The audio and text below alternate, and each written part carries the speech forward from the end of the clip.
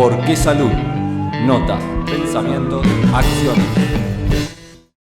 Sebastián Sánchez es fundador de Vientos de Libertad, la rama del movimiento de trabajadores excluidos que acompaña a pibes y pibas de los barrios populares para que dejen el consumo problemático de drogas y transformen sus vidas. La historia personal de Sebastián está íntimamente relacionada al surgimiento y desarrollo de estos espacios que ofrecen contención para aquellas personas que voluntariamente deciden iniciar un proceso de transformación. La propuesta de Vientos de Libertad apuesta a trabajar desde una mirada comunitaria, con un abordaje integral en contraposición al modelo médico-terapéutico que rige históricamente. Bueno, Sebastián, buenas tardes, muchas gracias por venir. Buenas tardes. Nos gustaría comenzar conversando sobre tu vida. ¿Dónde arranca esta historia? ¿Dónde arranca el vínculo con la salud? ¿Cómo empieza esta historia? Bueno, esto arranca, Viento de Libertad tiene un comienzo en el 2001 en un momento del país muy complejo. Y anteriormente muchos de los que pensamos Viento y armamos venimos de una historia de medio de resurrección de alguna manera, porque atravesamos consumo de droga, venimos de una situación. Nosotros siempre decimos que la droga es el problema número 12, 13 de nuestros pibes y las pibas, ¿no? Venimos de una situación compleja, familiar, en el barrio. Hubo como muchas cosas que dieron como comienzo a esta rama del movimiento que es de Viento de Libertad, ¿no? Que tiene que ver con un proceso de vida difícil de muchos y muchas de nosotros en los 90, en un momento en donde creemos que en los 90 también hubo como un boom y un apogeo de las comunidades terapéuticas, del sector privado de la salud y también del desembarco y el desarrollo de la narcoestructura en nuestro país, ¿no? Nosotros hablamos de narcoestructura porque entendemos que el narcotráfico es una estructura que funciona con la policía, con la política. Entonces hubo una planificación para toda la región, después lo ampliamos por ahí, capaz más adelante, de esa narcoestructura en muchos países de Latinoamérica. Argentina a partir de los 80, o casualidad después de la dictadura, tuvo el desembarco de una planificación con respecto a la droga en muchos territorios y en muchos barrios de nuestro país. Fue un momento muy difícil en muchos barrios de nuestro país, en donde algunos de nosotros vivíamos ahí, en donde nuestras familias ya venían con complicaciones. A mí en lo personal me tocó atravesar y vivir con mi vieja, con mi viejo, los dos estaban en consumo, fue una situación bastante difícil, en donde hizo un combo, ¿no? Generó un combo bastante duro en ese momento. Esa historia lo que fue llevando es, muchas cosas que fueron pasando, que fuimos pasando mucho en lo personal. Yo en lo personal fue eso, una familia muy compleja, un barrio muy difícil, una situación del país muy dura, en donde terminó con muchas situaciones difíciles y un tratamiento a los 17, 18 años.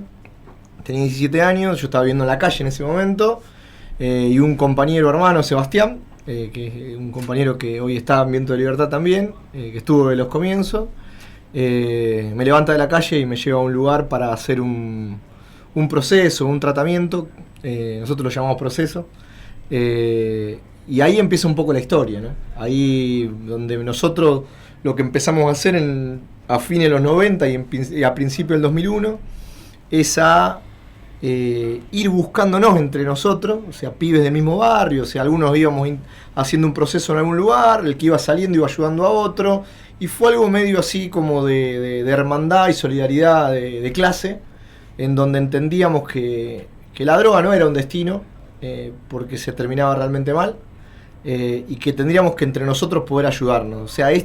Ayudarnos entre nosotros a fines de los 90 y a principios del 2001 y en el transcurso del 2001, tiene que ver con que no había una respuesta para nuestro sector. Esto que vos planteabas de la medicina tradicional o de la hegemonía de la medicina, tenía que ver con un sector, daba una respuesta a un sector privado o daba una respuesta a un sector que no era el nuestro, que era la clase media alta de nuestro país, la clase media, o el que tenía una obra social, o el que tenía acceso a pagar una comunidad terapéutica. Y para nosotros no había nada, ¿no? Sí, hubo algunas iniciativas, algunos dispositivos de la provincia y alguito por ahí que no terminaron nunca de dar respuesta y siempre eran parches y nunca había soluciones. Entonces, por un lado, el crecimiento del consumo de muchas y muchos de nosotros empezó a crecer y no hubo nunca una respuesta de salud para el sector más pobre de nuestro país.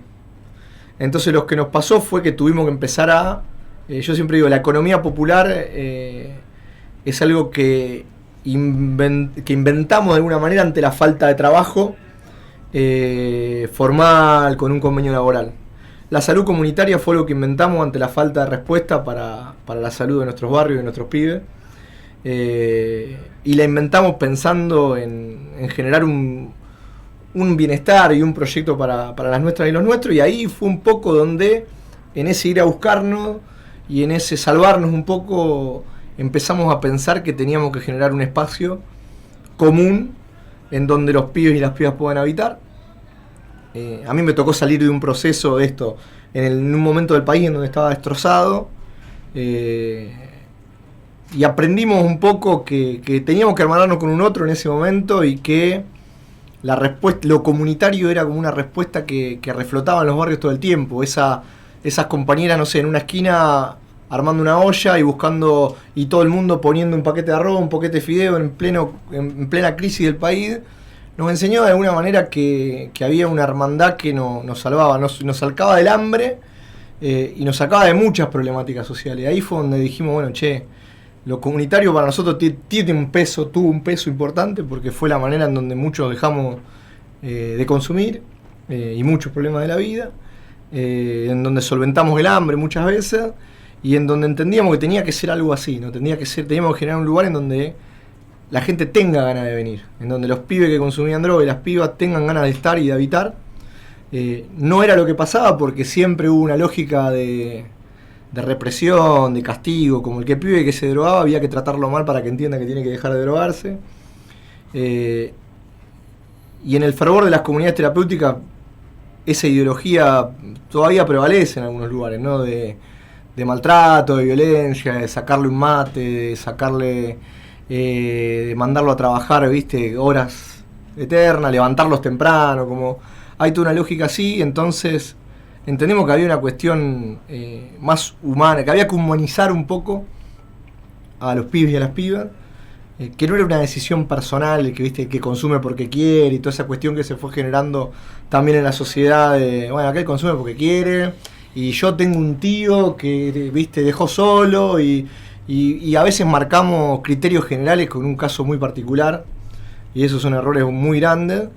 Entonces, bueno, nada, de alguna manera, con todo lo que fuimos viviendo en esa época, yo creo que, y lo que fuimos viendo, nos ayudó a pensar un punto de iniciativa en función de lo que tenía que ser para nosotros un proceso integral comunitario, ¿no? Como fuimos, o sea, la historia de vida personal, el contexto político y social y económico de ese momento, y la crisis sanitaria y de salud para nuestros compañeros y compañeras más pobres, nos ayudó a decir y a pensar que hacía falta generar un lugar y un dispositivo de salud comunitaria para laburar los consumos problemáticos, como le decimos ahora.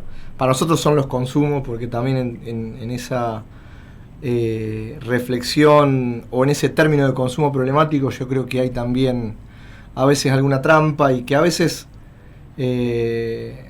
hay clases sociales que imponen términos teóricos sobre otras clases y que no son discutidos ni consensuados. Yo creo que el término de consumo problemático es un término de clase que terminó no siendo ni discutido o consensuado con la realidad de lo que puede pasar en un barrio popular o lo que puede llegar a pensar un compañero o una compañera del sector. Así que en ese momento yo creo que nace la idea y la propuesta, en ese 2001, después de haber atravesado toda esa historia de vida muchos, se abre como un momento de apertura a pensar un lugar y un dispositivo de salud comunitaria. Bueno, así como, ese sería como el comienzo, ¿no? Fuerte el comienzo. Vos decías, el consumo para muchos de nosotros es el problema 12 o 13, sí. Después de, imagino, situaciones de falta de comida, de frío, sí, de un montón de necesidades que no estaban abordadas en ese momento. 2001, un momento del país muy difícil, sí. El sistema de salud no da respuesta, y vos dijiste la palabra resurrección, o algo así. Sí, sí. ¿De dónde sale la fuerza, o cómo fue ese momento en el que te viene a buscar tu amigo, que estaba viendo en la calle, drogándote, y cómo de ese momento surge todo lo otro. ¿Qué fue lo que pasó ahí? Yo creo que hay mucho, cada uno tiene, el contexto nos va determinando muchas decisiones que vamos tomando en la vida de alguna manera, y yo creo que en ese momento hubo un contexto que determinó, primero que ese compañero haya estado bien para ir a buscarme, y segundo, tomar la decisión de empezar a hacer algo con 17 años, cuando por ahí todavía podía haber consumido muchos años más. Pero también hubo algo muy, muy particular, por lo menos en mi vida, que fue un determinante, que fue mi viejo, y fue la historia del consumo que él tuvo, y cómo yo realmente entendí que ese no era el camino, ¿no? Que eso no era lo que yo quería.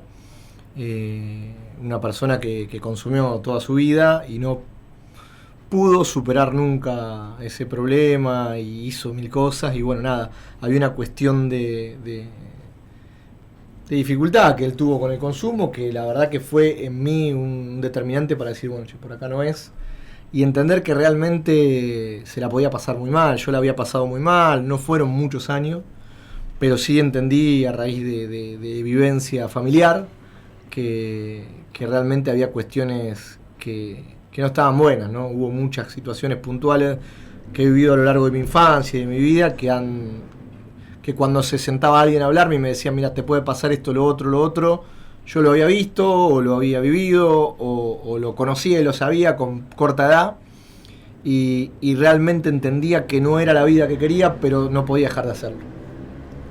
Entonces necesitaba de otros en ese momento para hacerlo, y yo creo que de manera organizada y colectiva, y escuchando a otros compañeros, y donde estuve fue un lugar muy precario, no había un psicólogo, una psicóloga, o sea, fue un lugar que recién se estaba armando, con un contenido ideológico y político muy fuerte, y ahí tengo que hacer un hincapié, porque yo creo que entender, como recién hablábamos con unos compañeros antes de sentarnos acá, entender que hay una planificación, y que no es solamente una cuestión de decisión personal, sino que hay una planificación pensada para nuestros pibes y nuestras pibas, y entender que fui víctima de todo eso, ideológicamente ayuda a alejarte un poco también de eso, y entender que bueno, que no querés ser parte de todo ese circo en el cual te están vendiendo, y que al contrario querés luchar para que más pibes y pibas salgan, ¿no? Entender que hay pibes y pibas que tienen la rebeldía anulada por caer en el consumo, y que la planificación tiene que ver con eso. Muchas veces muchos de nosotros que terminamos en situaciones bastante complejas, acá empieza un poco el debate, ¿no? Del pibe que por ahí consume y se va a la casa y tiene una vida normal, entre comillas. Yo siempre digo, lo que hay que discutir es la relación que tenemos con el consumo, ¿no? La relación que tenemos con el consumo se da con varios determinantes, y uno es el contexto en el que nos tocó nacer, nos tocó vivir y desarrollarnos, y las herramientas simbólicas que hemos tenido hasta ese momento. Entonces, no se puede generalizar a la hora de pensar los consumos, sino que hay que tener una discusión de clase en este momento, y no es una cuestión de estar de un lado o del otro, sino que cuando planteamos una discusión de clase, lo que planteamos es que no se puede pensar un abordaje, no se puede pensar una discusión de la misma manera, porque los que venimos con recursos simbólicos, materiales totalmente rotos, la relación que establecimos con el consumo fue totalmente distinta. O sea, nunca hubo una relación de me acerco y me voy a estudiar y vengo, sino que fue un manotazo de ahogado ante todo lo que estábamos viviendo, y la poca posibilidad de elegir, ¿no? La libertad no es algo que la libertad tiene problemas de clase también, ¿no? No es algo que esté dada para todo el mundo.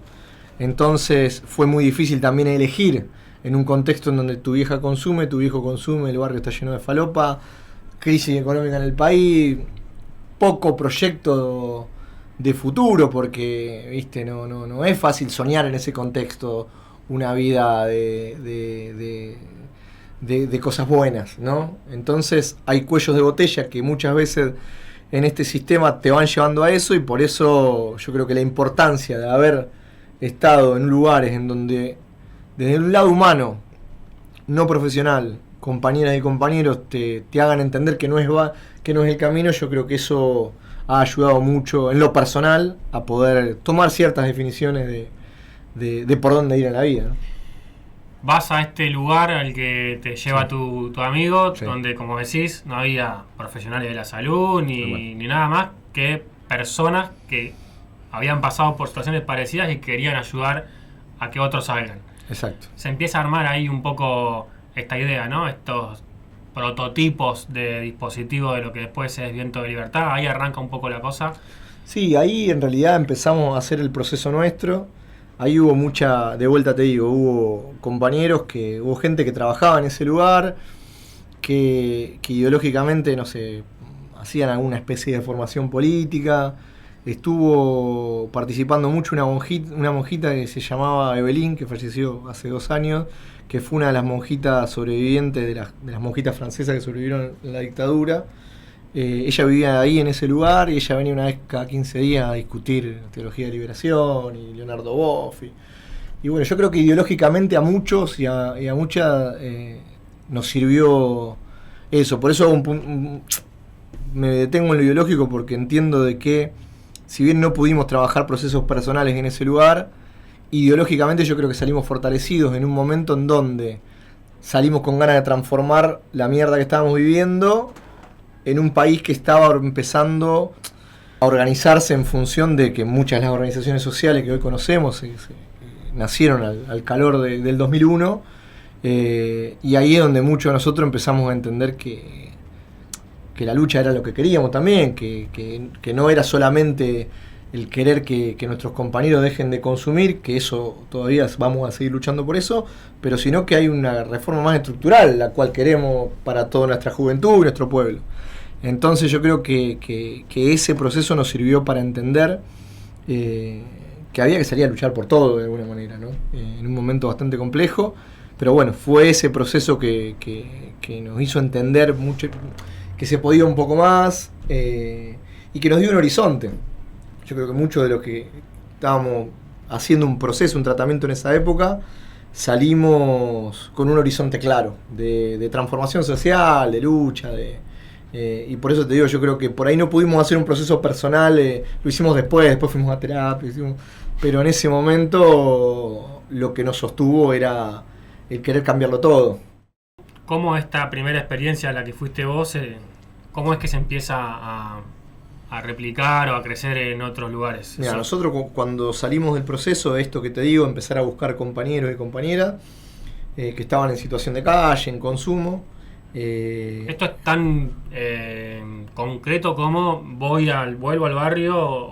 Sí, por ahí nos venía a buscar una madre y decía, che, mi hijo, íbamos a la casa a hablarle, como golpeábamos las manos, el pibe nos conocía o no nos conocía, y le decíamos, che, mirá, yo pasé por esto, por aquello, y te puedo dar una mano, y sí, que no, y bueno, vení, tomé unos mates, y teníamos un merendero en ese momento en William Morris, que lo laburábamos por la tarde y los fines de semana, porque mucho changueábamos, hacíamos lo que podíamos durante el día, y lo abríamos la tarde cuando llegábamos al barrio, y después los fines de semana, ¿no? Sábado y domingo, que era donde todo estaba cerrado.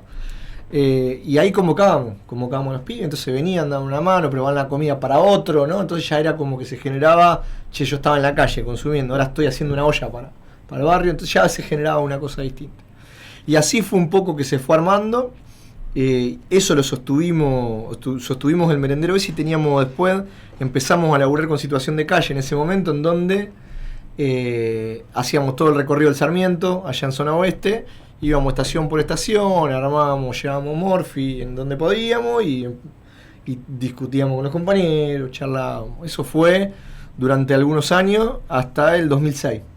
O sea, fuimos boyando 2001 distintas compañeros y compañeras, hubo un grupito que hoy hasta el día de hoy se sostiene, y algunos, bueno, la vida, ¿no? Iban, volvían, algunos tuvieron hijos, volvieron también, como nos fue pasando, pero siempre fuimos un grupito más o menos ahí como cercano, y en todo ese transcurso lo que empezamos a pensar era en armar una casa convivencial, ¿no? Una granja, como le llaman la gente.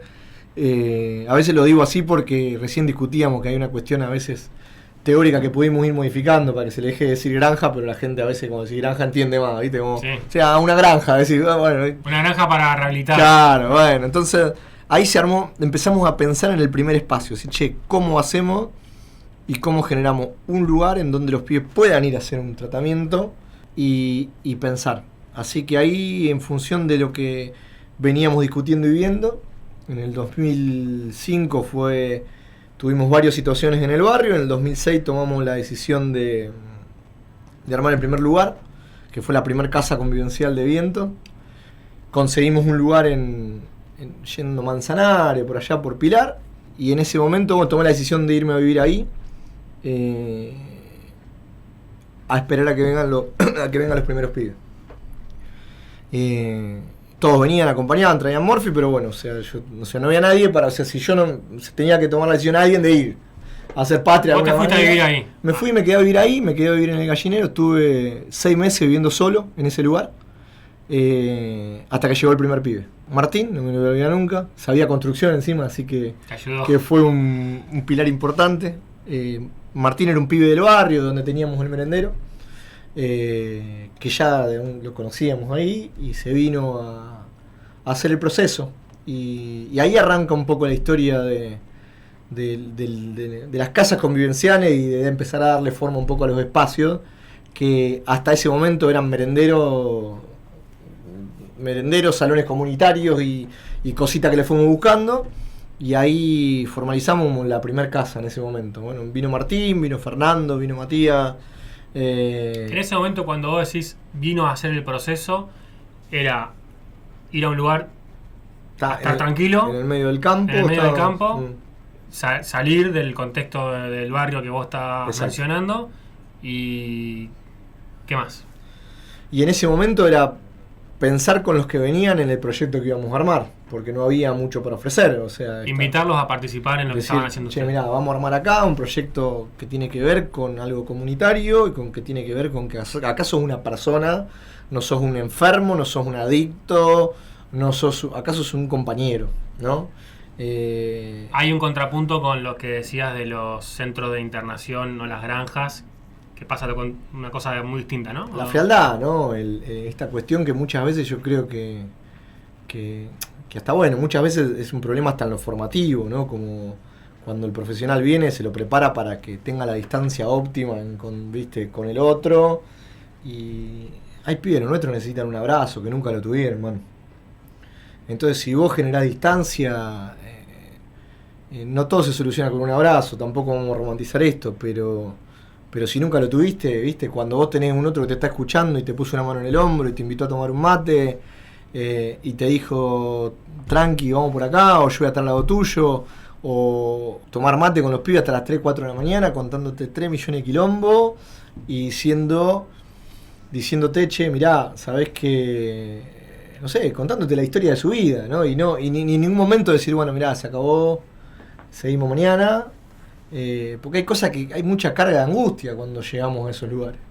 Entonces lo que hubo y lo que hay hoy en Viento, y yo creo que es la esencia un poco nuestra, es esa capacidad de escucha, capacidad de estar, capacidad de acompañar, capacidad, como dicen los hogares de Cristo, ¿no? Es capacidad de acompañar la vida como viene, ¿no? Como decir, bueno, como vos llegás, nosotros vamos a estar. Y eso yo creo que históricamente y en los comienzos marcó mucho la diferencia entre todo ese sector de comunidades terapéuticas y toda la mirada que nosotros queríamos generar. Obviamente en ese momento, imagínate que en el 2006 fue la primera casa, no éramos tomados en serio, ¿no? A veces el abordaje comunitario integral, cuando nosotros lo planteábamos, te miraban como diciendo, bueno, estos son, viste, 2, 3 hippies que están haciendo lo que pueden con los pibes. Me han dicho como del voluntariado nuestro, como que se le quita peso, como que no hay profesionalismo porque no planteas un abordaje abordaje por una disciplina formal profesional. Exactamente, no teníamos un director médico en ese momento, no. Lo que pasa que bueno, obviamente para vos tener un psiquiatra, un director médico, tenías que caer en la misma de todo, ¿no? Entrar a el sistema privado y decir, bueno, che, le cobro 100.000 pesos a todo lo que vienen acá. Y ahí armamos un director médico. La idea era totalmente lo contrario, pero bueno, había que bancar el Morphy, había que bancar la salud de los compañeros, había que bancar absolutamente todo. Todo se resolvía con la organización propia. Con la ayuda de gente, los recursos con que iban consiguiendo. Gente Todavía que... no aparece el Estado. No, nada. Íbamos a buscar verdura a mercados que están por ahí, con 2-3 compañeros, y buscamos verdura muchas veces en algún contenedor de lo que se tiraba. Había verdura que más o menos estaba buena y la traíamos para comer. O sea, a ese nivel estábamos jugando. Y a eso te sumo que en el 2008 nos desalojan de ese lugar con 40 pibes. Y con 40 pibes fue a hacer una asamblea con ellos y decir, compañeros, nos van a desalojar, ¿qué quieren hacer? Nos vamos a otro lugar donde ustedes puedan seguir haciendo un proceso, o se acaba acá.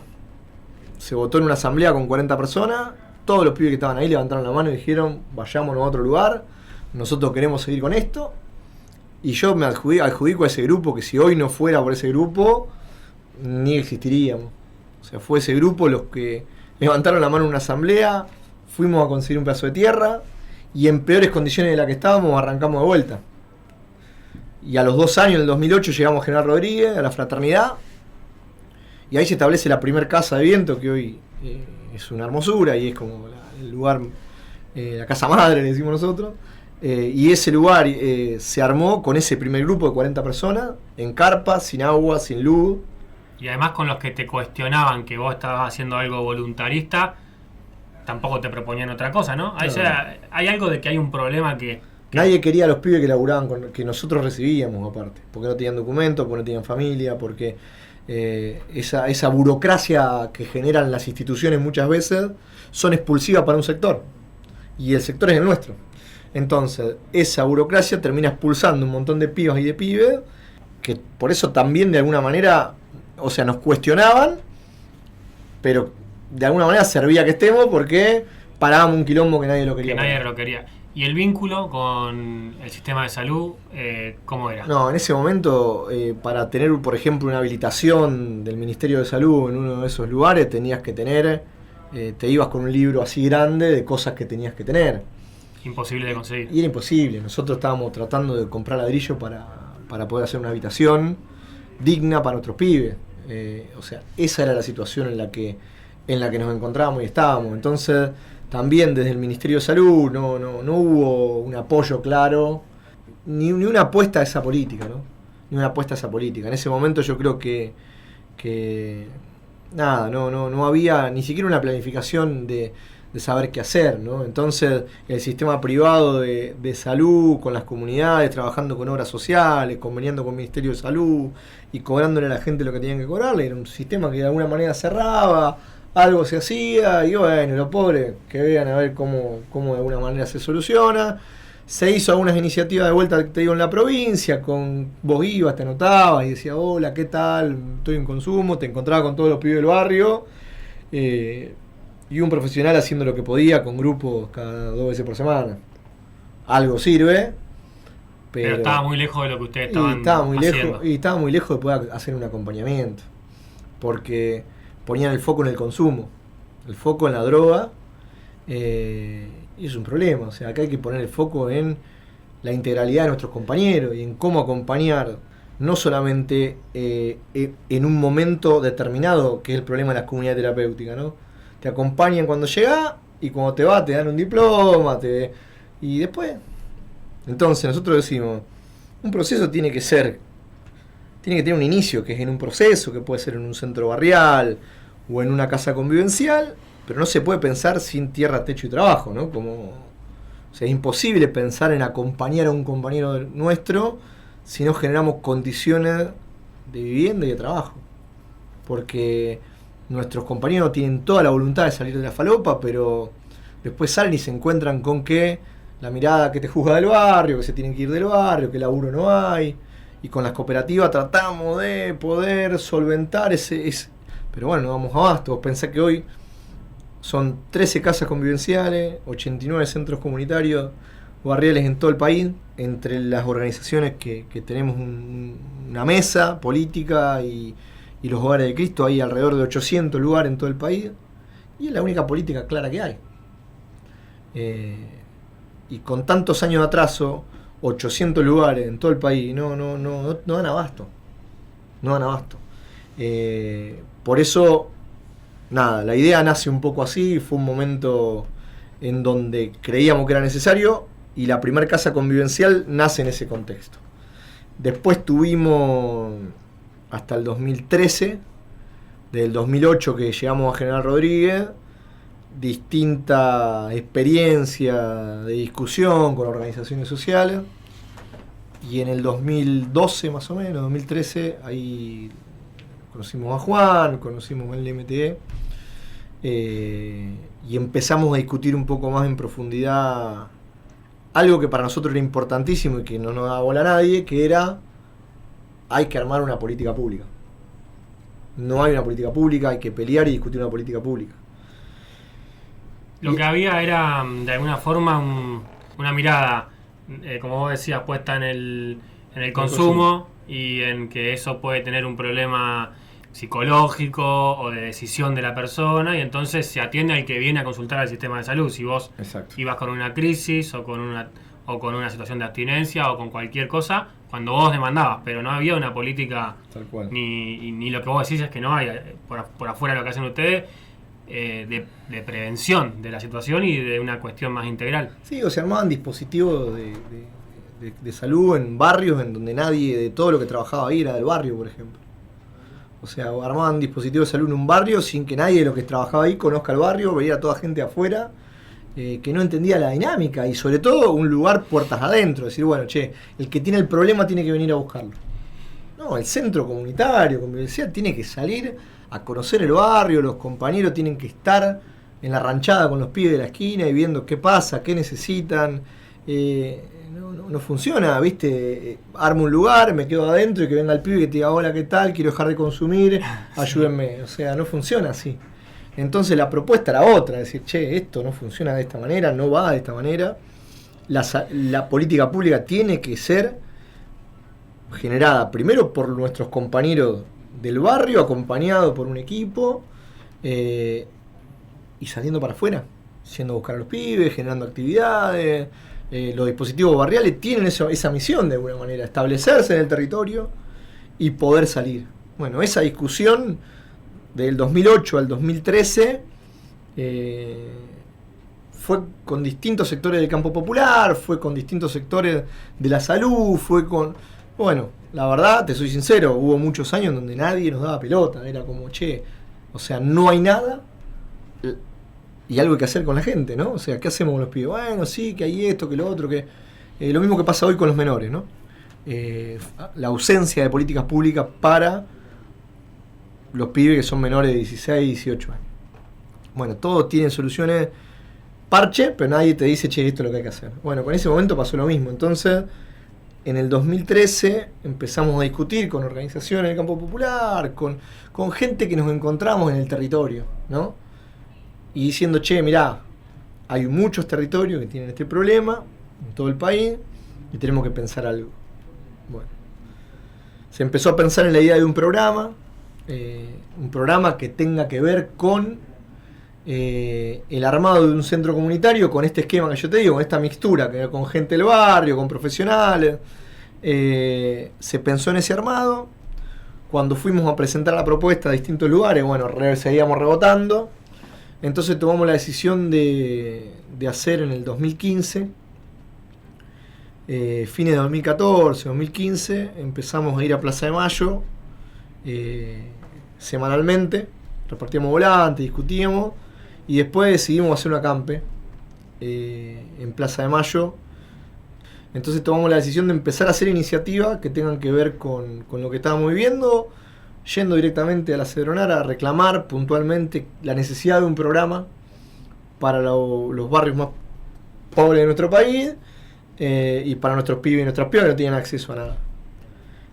Ahí empezaron a acercarse muchas personas y empezamos a hacer muchos más lo que teníamos, o sea, éramos muchos los que teníamos el interés, faltaba una iniciativa, y en ese momento, después de esa iniciativa, fuimos a la Cedronar y pudimos, a través de una media lucha de alguna manera, tener la posibilidad de que nos reciban para poder pensar un programa. En ese 2014, 2015 nace el programa que se llama CAC hoy.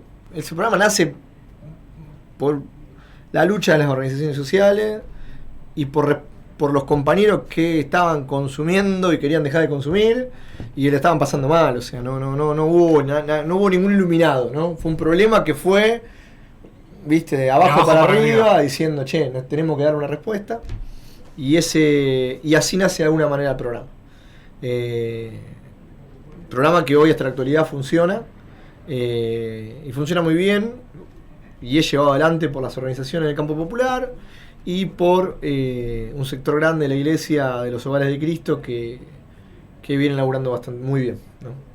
Yo voy escuchando todo el relato y no aparecen los trabajadores de la salud todavía en su sentido más clásico, por así decirlo. Pero sí, uno es indudable que lo que ve es que son trabajadores de la salud, los compañeros que llevan adelante cada uno de los barriales. O sea, un pibe que recupera a otro pibe en un barrio y que ayuda a que deje de consumir, es un trabajador de la salud, ¿no? O sea, resuelve un problema que a veces un médico haciendo la autocrítica a uno le toca o al que sea, no te queda muy lejos para poder resolverlo, ¿no? Sí, yo creo que hay un problema también, como hablábamos al principio, de que los tratamientos eran pensados para, de alguna manera, la violencia era pensada para que un pibe deje de consumir y entienda. Yo creo que no hay un reconocimiento en muchos pibes y pibas que terminan un proceso claro, y siempre los roles son de segunda, las tareas son de segunda. Muchos pibes y pibas que han terminado un proceso en viento hoy están cumpliendo un rol importantísimo dentro de un centro barrial, son referentes de esos centros barriales, coordinadores de esos centros barriales, tienen tareas que desarrollan dentro del movimiento, y es un ejemplo claro de la verdad para nosotros de reivindicación, ¿no? O sea, esto que vos planteabas, Manu, es importante. Hoy dentro de Viento de Libertad hay 1.800 compañeros y compañeras que forman parte de el mundo de la salud comunitaria, como le llamamos nosotros, y llevan adelante estas tareas que vos desempeñé, que vos hablabas, ¿no? Entran a 9 de la mañana en un barrial, se van a 6 de la tarde, laburan los fines de semana, los llaman por teléfono, vuelven a la barrial, o están en una casa convivencial trabajando 24 de diciembre, 31, feriado, hay un quilombo en el barrio. Bueno, no hay un reconocimiento claro hasta el día de hoy de esos trabajadores y trabajadoras de la salud comunitaria. Para un determinado mundo siguen siendo voluntarios, voluntaria, o el pibe que dejó de consumir y es un poquito más piola que otro y está ayudando a los otros que para dejar. No, hay pibes que, o sea, se van formando, se van preparando, y el nivel de compromiso humano, yo la verdad que destaco siempre eso, ¿no? O sea, hay una cuestión humana que los caracteriza y las caracteriza a muchos compañeros y compañeras que tienen que ver con ese trabajo que van haciendo, ¿no? O sea, hay una casa de mujeres, disidencias y niñas que está en Luján, hay otra que está en Mar del Plata, otra que está en Neuquén. Son las únicas 3 casas que tienen una política clara de no expulsión. Y la verdad que, o sea, eso no se conoce, no se sabe muchas veces. Y vos ves a esas compañeras, cómo llevan adelante el trabajo con los hijos de las compañeras, con las compañeras, decís, che, acá tiene que haber un reconocimiento. Bueno, ni siquiera hoy podemos sentarnos a discutir una paritaria con nadie. Muchas veces los sueldos que tienen nuestras compañeras y compañeros son malos, son bajos, y también, bueno, esto es un reclamo, ¿no? Pero hay una necesidad de alguna manera urgente de que eso se transforme en otra cosa, porque realmente hacen un trabajo de calidad, ¿no? Hacen un trabajo de calidad y con un compromiso que no se ve en todas las instituciones. Creo que los que giramos por lugares y distintos lugares vamos viendo de que una cosa es hablar de un problema y teorizar con 2 millones de soluciones, y otra cosa es acompañar un caso real, ¿no? A veces cuando acompañamos un caso real de un compañero con un compromiso, ahí te das cuenta que todas las teorías que vos tenés se te van desarmando y que hay que empezar a crear otras que tengan más que ver con la realidad. Yo creo que las teorías que tienen nuestros compañeros y el desarrollo que hacen tienen que ver con una realidad que hoy nos acontece, que es el avance, no solo ante el avance de la narcoestructura. Muchas veces lo que tenemos es mayor incidencia de nuestros pibes y de nuestras pibas en el consumo, y nuestros lugares explotados, ¿no? Hoy estamos en un momento en donde no hay lugar en una casa. Eso te quería preguntar, año 2023 comparado con cuando te tocó a vos el problema de empezar a consumir.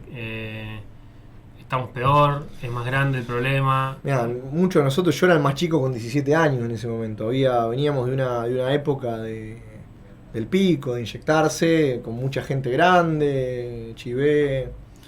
Muchos de nosotros éramos los más pendejos y hoy el más pibe tiene 9, ¿no?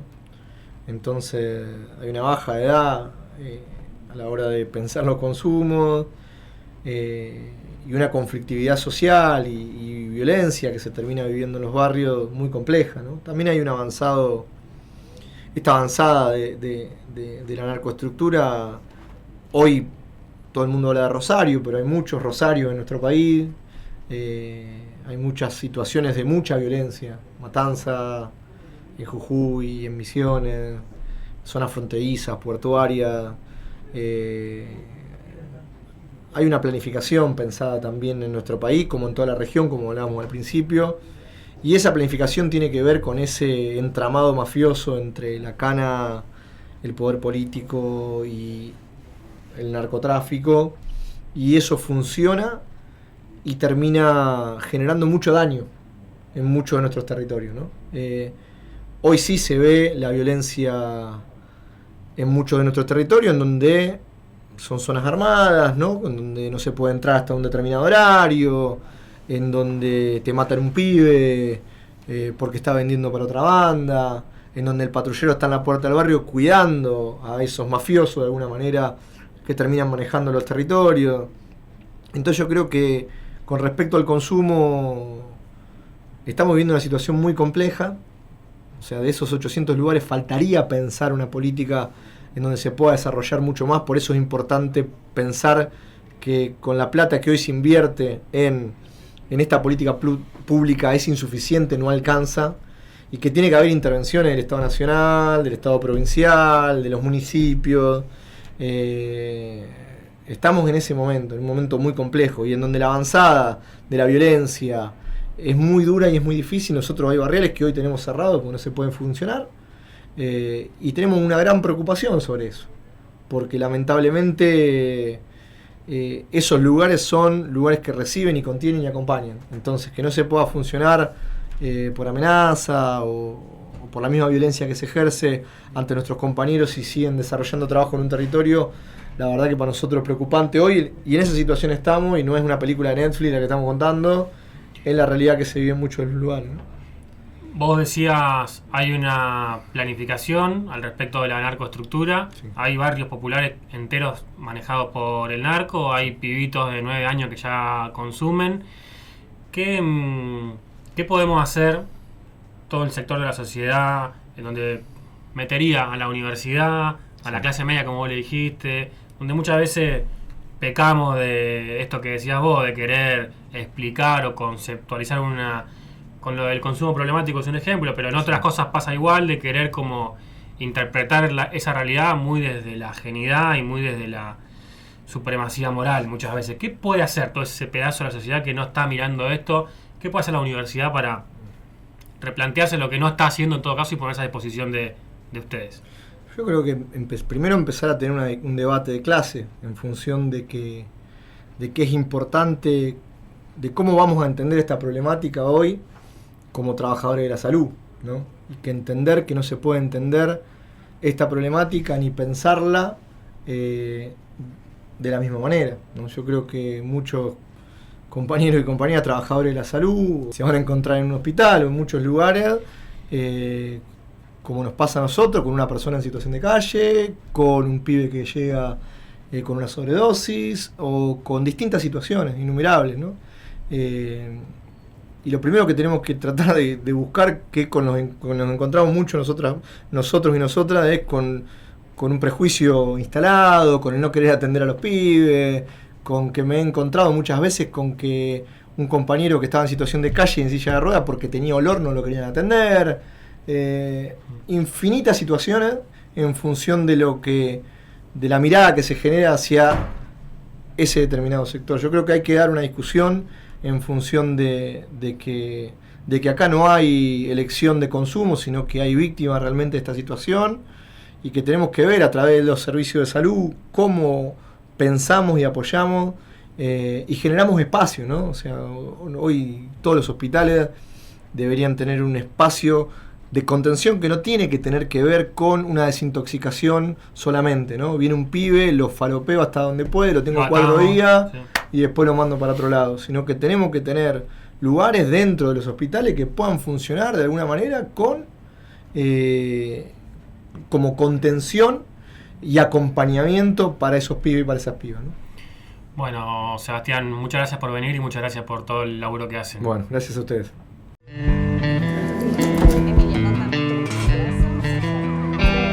¿Por qué salud? Nota, pensamientos, acciones.